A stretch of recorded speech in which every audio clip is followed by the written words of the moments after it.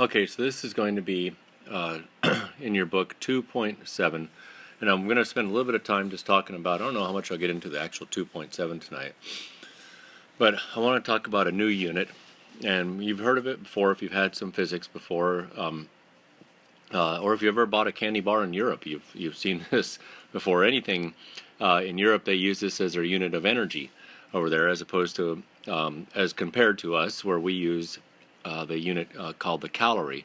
They have a equivalent, but they are both units of energy in a different sense. So one calorie has an amount equal to so many joules. And so anyway, long story. This topic is about work, energy. That's a G, and then and power. Those three words. That's what it's all about. And so these two pretty much have the same definition. They do have the same unit, and that unit is a joule. Joule, named after James Prescott Joule, and we'll talk about him tomorrow. Remind me, because I don't need to waste your time. Not that it's bad time, but talking about him right here. The unit of the joule we can subdivide. It's a derived unit, or we can further break it down into a Newton times a meter. So let's think about that. Then a Newton, of course, is a kilogram times a meter per second squared, and then multiplied again times a meter. So you can see that that's the unit of a joule, and then this unit over here of power. Well, this is the rate at which you use energy, or the rate at which work is done. So think about that. Isn't that a lot like the rate at which velocity changes? So you end up having this unit for power. It's a joule per second, which gets further broken down, or not broken down, but further given a new name that we're introduced to, called a watt. And a watt is nothing more. Those are back and forth. You can go. A watt is a joule per second. So power is the rate at which you do work or use energy. And energy gives you the ability to do work. And work is a simple definition, which we'll start with here tonight, talking about. So when we talk about work, we're talking about a force, because remember, think about, we've been talking about forces, and we know that forces are capable of moving objects through distances. So we're going to talk about a force and its ability to move an object. So or displace an object. Displace an object. Okay, so and that should be a MENT there at the end. So if you think about this, you've got, we can further write it down as work is, and we look at two-dimensional forces. Work is equal to F cosine theta times the displacement. Now, if you if you think look at this, you've got a vector times a vector, which gives back a scalar quantity. So work is this, we're going to call it a scalar quantity. And you can have negative work done on something, or positive work, but it just means that the object is losing energy, as compared to, it could be gaining kinetic energy or losing kinetic energy, and we'll further talk about that in the work kinetic energy theorem. So what does this mean, this work, this F cosine times the displacement of the object? So if you were to have a box such as this, in just a simple case, and this force was pulling on it in this angle with this vector here, and so as you can see, if I make a dotted line there, that the force is at an angle theta to the direction of movement of the box, because we would assume the box would slide along the floor to the right here. So therefore, only a component of that force F is actually doing causing the box to work, to be displaced. So we can go back to our vector idea, and let's put a color on this, and maybe I'll do it in red, and we can have, then we have this component is the one doing the work, and then this component is perpendicular to the direction of displacement, and that component is doing no work. So we can just go back to just think about this. This would just be f sub y, and this would be f sub x. So that's no more different than the right triangle vector addition and vector resolution that we did earlier in the book. And we're just using we're getting a vector and finding its components.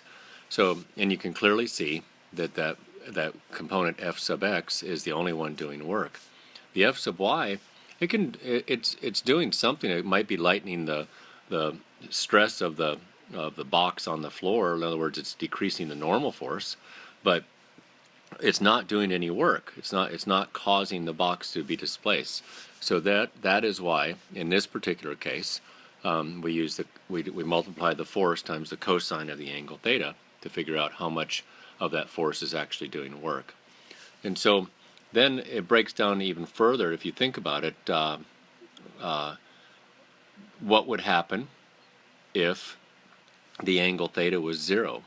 So that means the cosine of 0, which we know to be 1. So your formula would become FD in this case. And you might want to make a note of that if the force, if the force applied is parallel to the displacement, you don't need to have the cosine theta in there. You can actually just multiply the force times the displacement to get the work done. Now, take a look at that, the units here. I'm just going to pull these units down just to show you. Words force is measured in newtons, and displacement is measured in meters. So we have a Newton meter, which I've just previously in the previous slide said that is a joule, Joule, which I'll just put parentheses around it. That's the actual unit that you could use to abbreviate it with. So that's the beginning of a concept of work.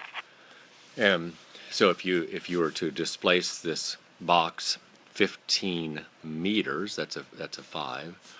And you exerted a force of 100 newtons, and at 60 degrees, then if we did some quick math there, we could say that the work done to displace that box 15 meters would be equal to 100 newtons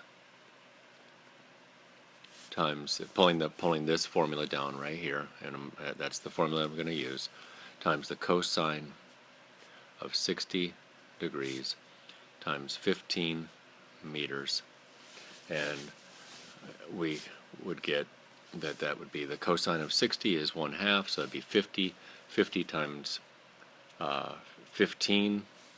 What's that end? Why did I pick 15? Why don't I pick something better? Why don't we pick just or you can do that. What would that be? 1500? Yes, 1500 joules. So there we go. That's how much work was done to move that box.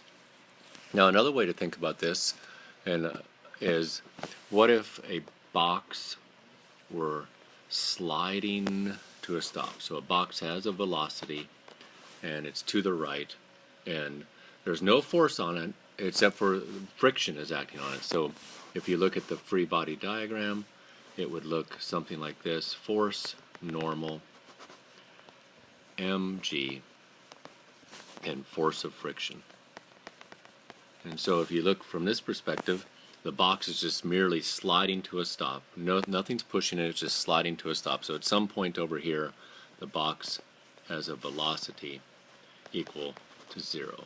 But now it has velocity which is greater than, I'm going to just get rid of that.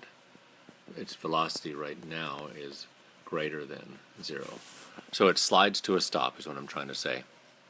If you look at this and you use your free body diagram here, then you can say that the work done on it, we would have to assign a negative to the force of friction, would be equal to the negative force of friction times the displacement.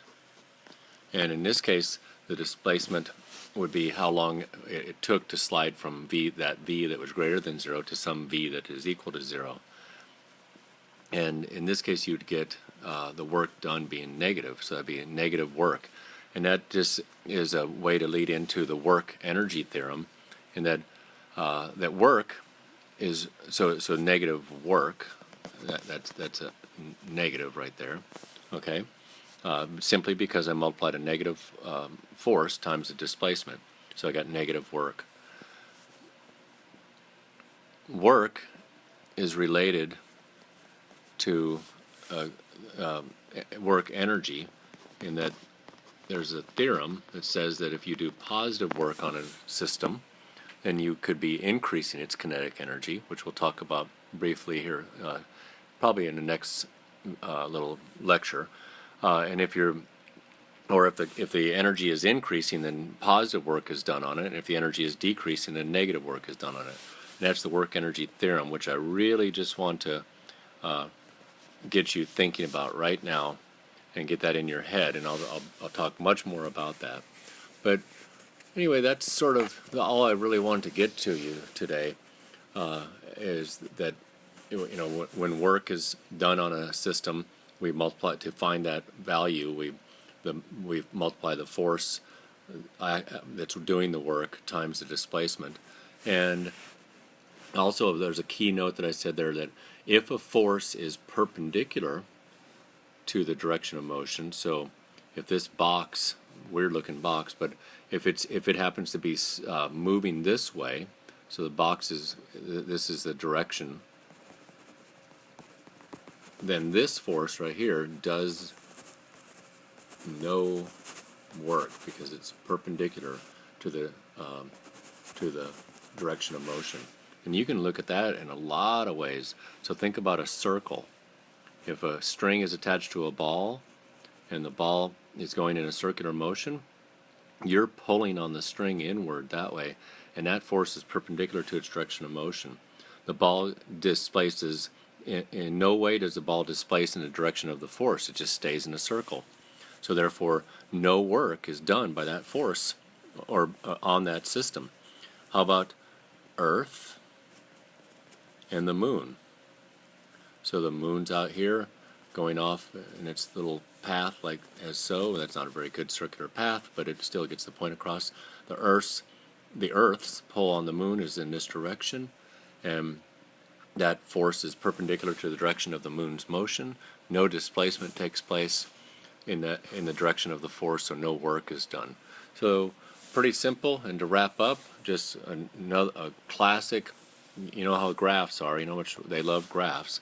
If you did force versus displacement, and you had a graph like this, then think about this again. What would that area be equal to? And that area would be 1/2 the base times the height, but it would actually be equal to, maybe you can tell me tomorrow. All right, that's 13.5 minutes. We probably need to call that a night. Okay, good night.